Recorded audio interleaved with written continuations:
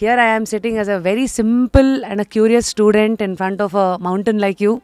Firstly, Someshwar sir, welcome to Just Curious. ಹೇಗಿದ್ದೀರಾ sir? ಭಗವಂತ ಇದ್ದಾನೋ ಇಲ್ವೋ ಗೊತ್ತಿಲ್ಲ. ಅಕಸ್ಮಾತ್ ಇದ್ದರೆ ಅವನಲ್ಲಿ ಒಂದು ಪ್ರಾರ್ಥನೆ, ಸಾಯುವಾಗ ನನ್ನ ಪ್ರಜ್ಞೆ 100ಕ್ಕೆ 100ರಷ್ಟು ಸ್ವಚ್ಛವಾಗಿರಲಿ, ತಿಳಿಯಾಗಿರಲಿ, ನಿಖರವಾಗಿರಲಿ. ಯಾಕೆ ಅಂದರೆ ಈ ಸಾವು ಅಂದರೆ ಏನು ಅನ್ನೋದನ್ನು ಇನ್ನೂ ಅರ್ಥ ಮಾಡ್ಕೊಳ್ಳೋಕ್ಕಾಗಿಲ್ಲ ನನ್ನಿಂದ.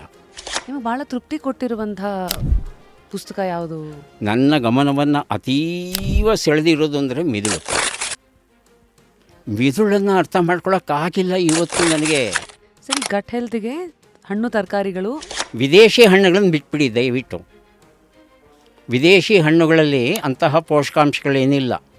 ನಮ್ಮ ಬಾಳೆಹಣ್ಣನ್ನು, ನಮ್ಮ ಪಪಾಯವನ್ನು ಮೀರಿಸುವಂಥ ಹಣ್ಣು ಮತ್ತೊಂದಿಲ್ಲ. ನಮ್ಮ ಜ್ಞಾನಭಾರತಿಯಲ್ಲಿ ಏನು ಕೊಚ್ಚೆ ನೀರು ನದಿ ಹರಿಯುತ್ತೆ, ಆ ನೀರನ್ನು ಬಳಸ್ಕೊಂಡು ಬೆಳೀತಾರೆ. ಚೆನ್ನಾಗಿ ಬೆಳೆಯುತ್ತೆ ಸೊಪ್ಪು. ಎಷ್ಟು ಚೆನ್ನಾಗಿರುತ್ತೆ ಅಂದರೆ ಆಹಾ ಎಷ್ಟು ಹಸಿರಾಗಿದೆ ಅಂತ ತಗೋತೇವೆ. ಪೂರ್ತಿ ವಿಷ. ಏನು ಮಾಡೋಣ ಅಂತ ಕೇಳ್ತಾರೆ. ಅದಕ್ಕೆ ಫುಲ್ ವಿಡಿಯೋನ ನೋಡಿ ಆನ್ ರ್ಯಾಪಿಡ್ ರಾಶ್ಮೀಸ್ ಯೂಟ್ಯೂಬ್ ಚಾನಲ್.